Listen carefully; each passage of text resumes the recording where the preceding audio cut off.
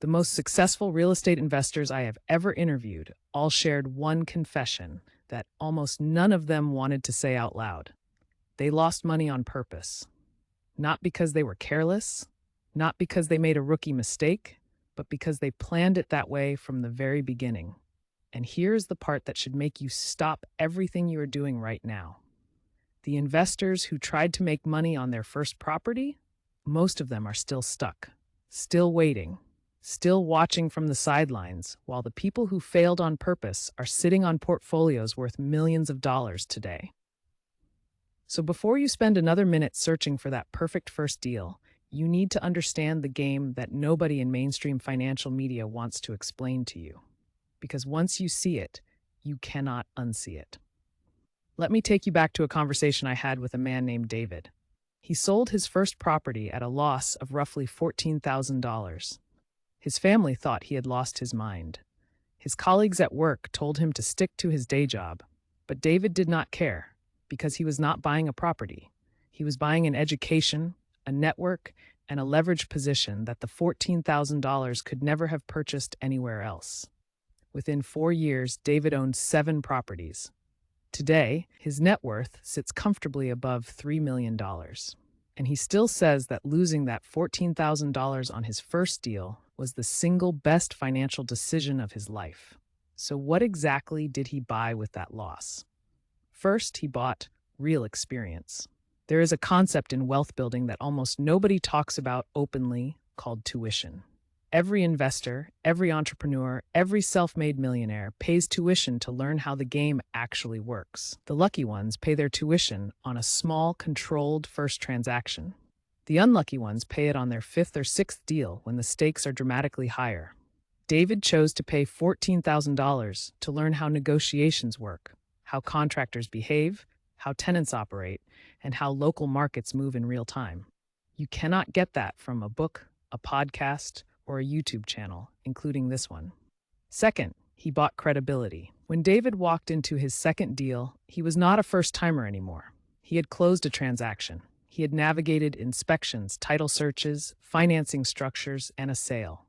Sellers, agents, lenders, and partners treat someone with a closed deal completely differently than they treat someone who has only ever read about doing one.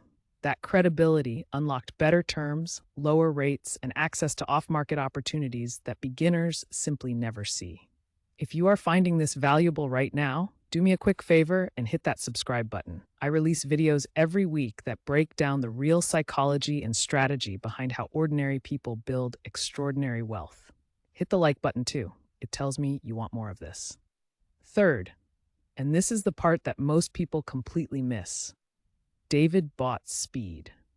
Here is a counterintuitive truth about first-time investors. The ones who spend 18 months hunting for a perfect, profitable first deal usually end their search having bought nothing.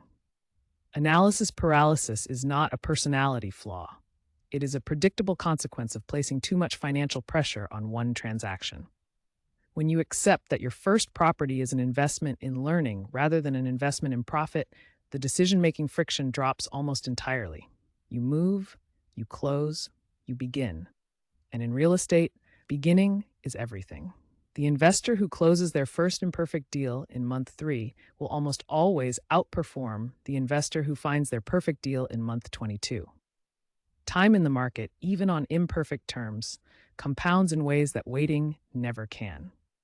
Now let us talk about the structure. How do self-made millionaires actually engineer this intentional loss without simply throwing money away carelessly?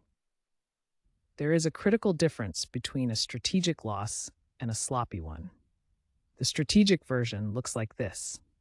You choose a market you intend to operate in long term. You select a property type you plan to scale. You set a hard ceiling on your maximum acceptable loss, something like $10,000 to $20,000 depending on your financial position. You use that transaction to build every relationship you will need for your next 10 deals. Your attorney, your inspector, your contractor, your property manager, your lender. You document everything. You study every single number after the transaction closes. And then you use that knowledge and that network to execute your second deal at a profit. The sloppy version is just buying something without a plan and hoping it works out. That is not strategy, that is gambling. The most overlooked benefit of this entire framework is what it does to your psychology. Wealthy people have a fundamentally different relationship with money than most people do. They treat money as a tool, not a treasure. When your first property purchase carries the emotional weight of your entire financial future, you make fear-based decisions. You overpay for safety. You walk away from deals that require courage. You negotiate from weakness. But when you reframe your first deal as deliberate tuition with a defined budget and a clear educational objective, you negotiate from strength. You think clearly. You act decisively. This is precisely why the rich keep getting richer. It is not luck, it is not connections, and it is not inheritance in most cases. It is the willingness to invest in the process before expecting the process to pay them back. So the real question is not whether you can afford to lose money on your first property. The real question is whether you can afford not to.